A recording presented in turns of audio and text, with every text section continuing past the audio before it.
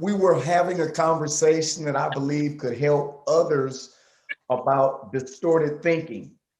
And my definition of distorted thinking is an inaccurate or slightly distorted way that people will view themselves. What would be your definition of distorted thinking?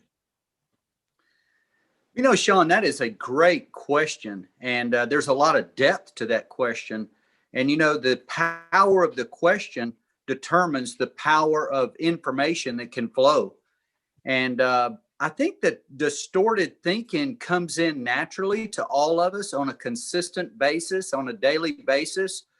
But it's very important for us to be able to discern what is distorted thinking. And many times it can come out in behavioral patterns. The thinking will transition into words and transition into feelings and emotions and even behavioral patterns. So I think one example may be if someone were to say, every time I come to this location, there is traffic here and it makes me angry. You know, that thought lets us know that that's distorted thinking, to think that every time, always, anytime that we begin to communicate and say always, every time, or never, that you have to circle those words of never and always, unless you're talking about the sun coming up and the sun going down. Okay. We know that every time it comes up. But there's other things that we sometimes program our minds with, that we have thoughts in our mind that are really not accurate, but we may think they're accurate because we've programmed ourselves with some distorted thinking.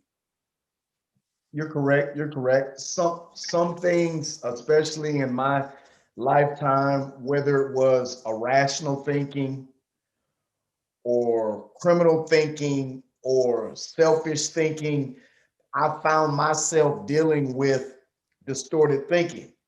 And the particular aspect that I'd really like to focus on in this particular conversation is extreme thinking, that all or nothing thinking, meaning either you're my friend or you're my enemy.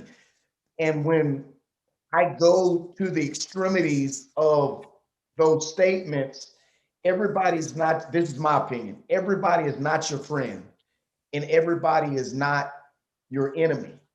And as a matter of fact, when I've thought like that, it seems like the box that has enemy on the top of it in my mind, sometimes a lot of these friends, they slowly but surely transition into that enemy box. And so when you were speaking about people making definitive, extreme terms, let's look at that a little bit more closely.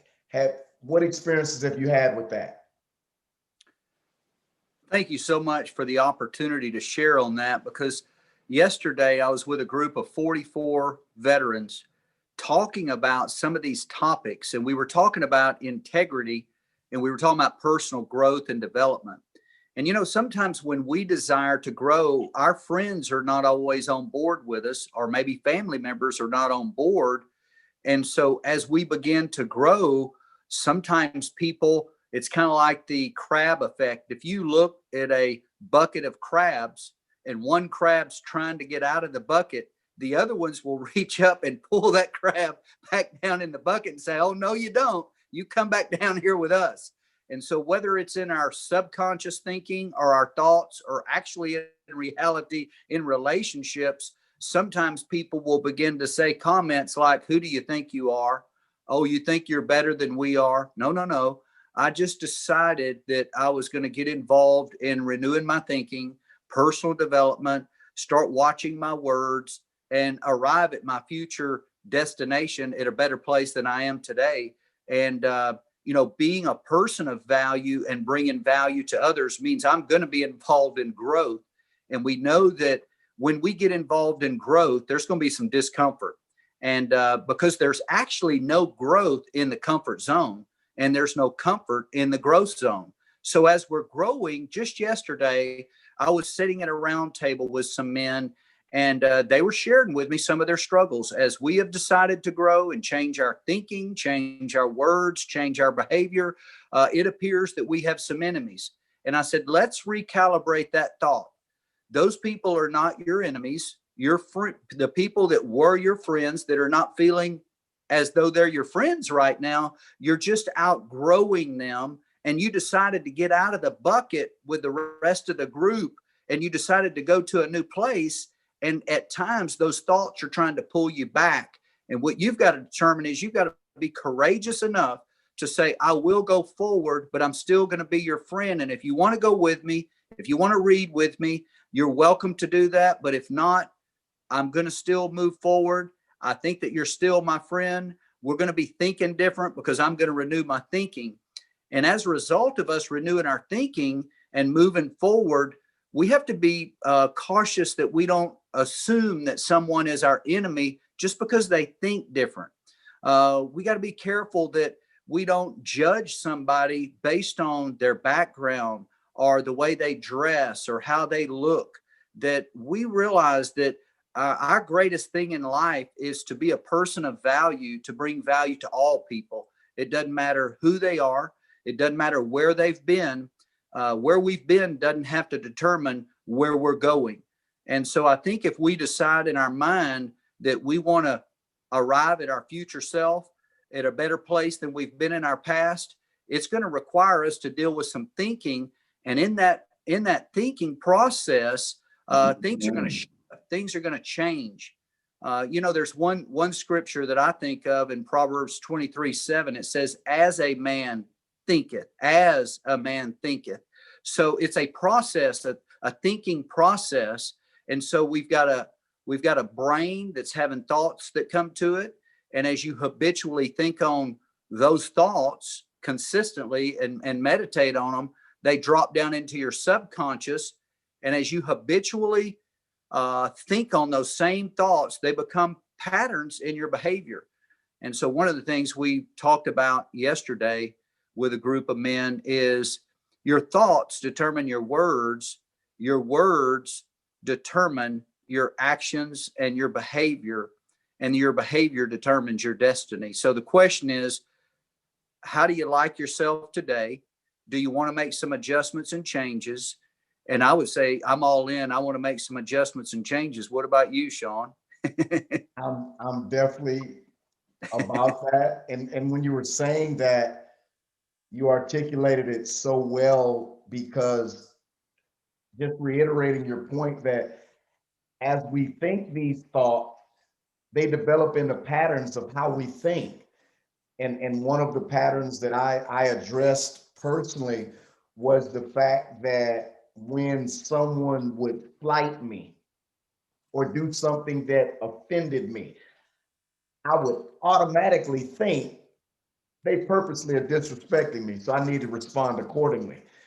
And through my prayer life and through various classes at Carol Vance, your class, some other classes, I realized that I'm having these thoughts when someone may bump me or someone may slight me or someone may say something that cuts me the wrong way. I began to ask myself, why is it always you begin to think of a response that would make them know that you were bothered? And so when I began to think about the thoughts that I had myself, I began to come up with some answers, like you said. And the truth is, everybody that bumps you in a crowded room, they didn't purposely do it. Everyone that said something that I considered bad or disrespectful, in their understanding, they didn't. So a key to my understanding has been opening myself up to understand that everyone has a different perspective. Mm-hmm. And when I consider that, when I look at when people say and do things now, I think immediately, okay, what is their perspective versus an extreme thinking? They meant this, they meant that. When I'm not God, I can't read minds. And so what you're saying, it resonates with me. That is so good. I like the word that you use, perspective. Priscilla and I, when we go into corporate and we teach corporate managers on communication skills, leadership skills, and how to interface with other departments so that the bottom line, the production line, the revenue streams that are coming into the company are where they need to be. But many times what happens in our communication with others, we're not seeing things as they see them. And as you were saying, sometimes we can be quick to judge, or we can assume that if that person bumped me and they had a certain facial expression that, maybe they're trying to intimidate me, and we could be offended at that.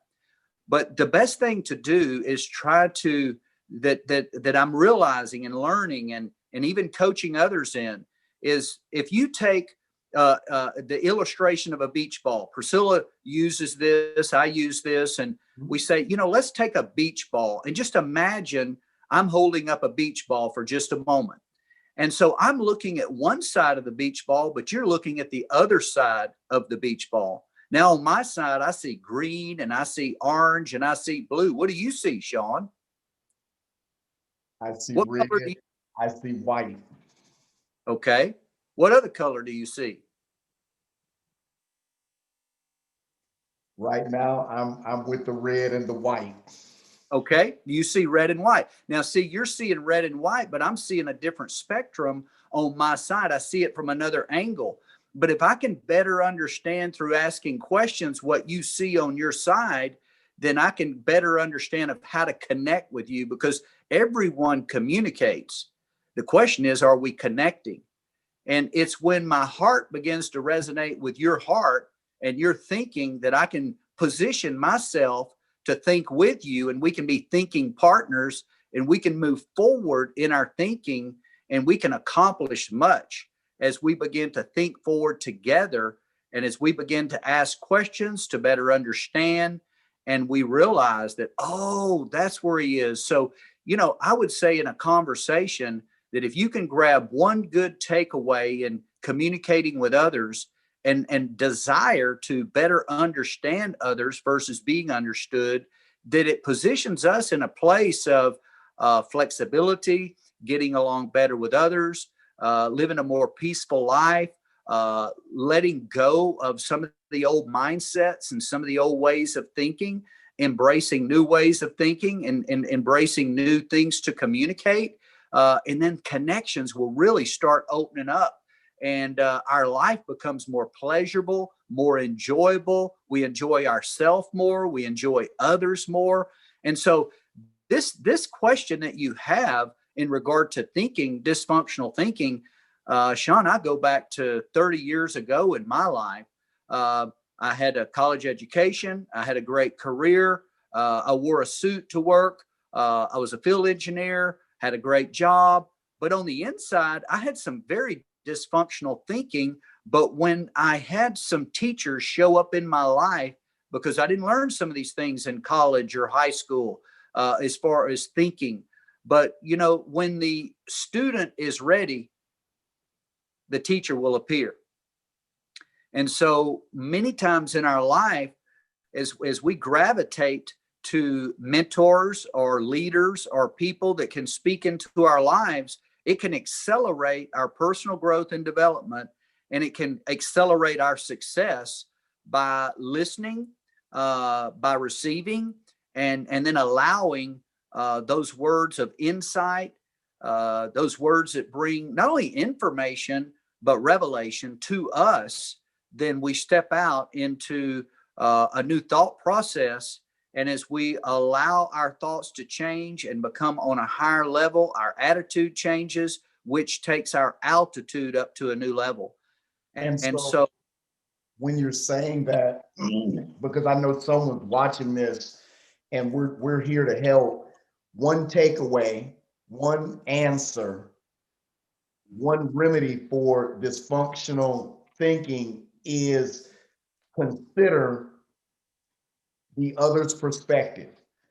When I make a statement like, they will never, or nothing ever goes right, take a brief moment, take a breath, and consider if I'm seeing that from this perspective, what are some other perspectives that I can see it from? And another takeaway that I've taken so far from what you're saying to address dysfunctional thinking, tell yourself the truth. Tell myself the truth. The reality is, if I can make the assumption that they always do this or nothing ever, that really is not the truth. Meaning, if I actually took a pen and I tallied it and I said, nothing ever goes right in my life, period. And then I write, this didn't go right, my marriage didn't go right, my job didn't go right, my friendships didn't go right. That's one column. What did go right? Well, I woke up and I planned to take the trash out. That went right. Mhm. I'm going to take a class with Ken and Priscilla that's going to help me get my dysfunctional thinking right. I haven't taken the class yet, but I'm going to take the class. So, perspective and telling the truth are two great takeaways I think everyone that's watching this video can utilize to help dysfunctional thinking. I mean, you're saying a lot, but I really think those two things, perspective, having the proper perspective and considering others' perspective and telling ourselves the whole truth. I often tell my friends, play the whole tape. You know, like we're doing this and we're sharing, and we might finish and we might be like, man, we could have said this, we could have said that. And I would say, okay, play the whole tape. The same way those thoughts are coming in. Yeah. Have the other thoughts. Look at what we did say. Look at what we did accomplish. If it helps one person. And so I just encourage everyone, when you're considering not only your perspective, but others' perspectives, and when you're telling yourself the truth, a simple way to remember to do all that, play the whole tape. When dysfunctional thoughts come, okay, I heard those thoughts, hear the other thoughts too. What do you think about that? Oh, I think it's great. I think one of the things at the center of our being is, what do we desire? And, that word is Desire. And sire is seed. And so thoughts are seeds. And so thoughts come to all of us. Our mind is like a thought factory with thoughts continually coming. And some of those thoughts are negative. And I was visiting with a gentleman yesterday at one of our roundtables, and he said, there's so much negative thinking in my environment. And he said, I want to make a change and I want to start thinking more positive. And I said, what you said is a very powerful statement, because it's when you desire in your heart of hearts to change, you can do it. Now, it's not going to be easy, but the first step is having a desire to realize. And I think the first thing is being aware. I think self awareness of where we are, not necessarily the other person. I've noticed in the KPM Leadership Academy that many times people, including myself, we can get our eyes on other people, but we need to dial in to look at our own hearts and say, where am I? I need to be self-aware of where I am in my thinking, and what adjustments do I want to make, if any. And if I like where I am, then good. If I want to make some adjustments, there's no problem with that. We can all make adjustments, make changes, and arrive at our future self through refined thinking, reading. Leaders are readers. And so it's reading the right information. I had one gentleman one day that said, man, I've read all kind of novels, but this personal development that you're giving me, this is all brand new. And after we finished the course, he said, man, this has changed my life, because what I've realized is I've been reading stuff that has not been benefiting me. It hadn't changed my thinking. It hasn't renewed my thinking. It hasn't changed my behavior for the better. But what we're reading here, and as a result of being accountable with one another in a group setting through group coaching, he said, I'm not even the same person. And so he said, I've got so many desires now. I want to do some cooking. I want to learn how to cook. I've got other books I want to read. And so it really took his whole mindset to a new place of enthusiasm, of desiring to grow. And so I think that our desire, our heart's desire, whatever that heart's desire is where we're going to arrive. And so dysfunctional thinking many times is in our mind, which I'm not talking about the brain. I'm talking about the heart of hearts, because as a result of saying things habitually over and over again, even though that might not be the truth, it becomes a truth in your world because you believe what you say and you have what you say. And so many times we've said something repeatedly based on what we're watching and observing, when that doesn't have to be how it is. Our world can change through our words, through our thinking, through our associations. And so I just want to encourage the folks that are watching today that if you desire to change, you can. If you desire to arrive at a future place, you can. If you desire to grow in your thinking, you can. You can do all things through the power of Christ who strengthens you. And wherever someone may be today, their past does not dictate their future. I appreciate you. I look forward to our next conversation. If I remember correctly, right now, the KPM Leadership Academy, you have veterans being trained. What Yes. else is going on with that? We have veterans that are being trained. We have people that are reintegrating from being in prison to the civilian life that we're working with and desire to work with and desire to help people that are transitioning. You know, anytime someone's transitioning, there's definitely vulnerabilities. And so we desire to help people and making that transition. And I believe that right now, all over the world, that there are people transitioning. Currently, we've got people in other nations that we're taking through either the KPM Leadership Academy, or we've already implemented the KPM Leadership Academy in the realm of entrepreneurship. And as a result of that entrepreneurship that we're doing in other nations, we are seeing some great change in the lives of people from some of the very topics we're talking about here today, Sean. Okay. Well, we're going to revisit this. I know you've got some things to do. I've got some things to do, and I know some things that we shared are going to help some people. So I really appreciate you. Okay.